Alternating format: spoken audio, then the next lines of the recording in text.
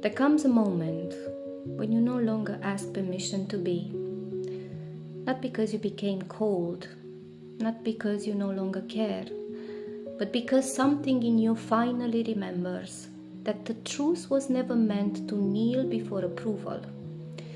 For too long, many live as if existence itself must be negotiated.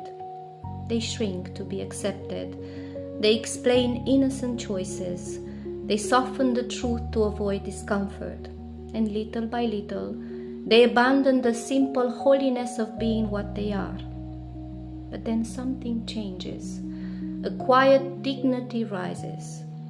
You begin to see that not every misunderstanding deserves your defense. Not every accusation deserves your explanation. Not every wounded reaction deserves your participation. You begin to understand that innocence does not need a courtroom, and so you stop. You stop apologizing for your clarity. You stop asking permission to choose what is true. You stop betraying your own rhythm to suit the noise of others. This does not make you hard. It makes you clean. It does not make you arrogant. It makes you honest.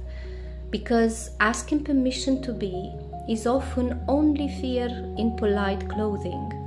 Fear of being misunderstood. Fear of not belonging.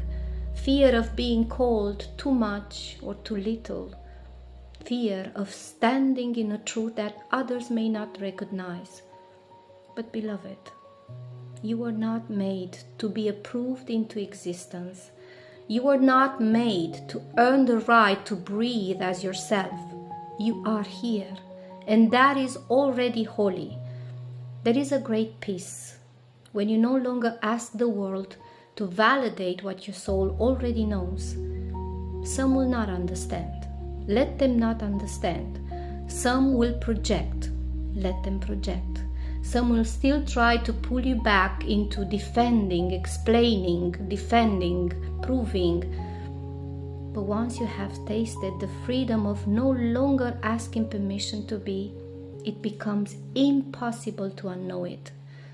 So if something in you is tired, if something in you is rising, listen closely.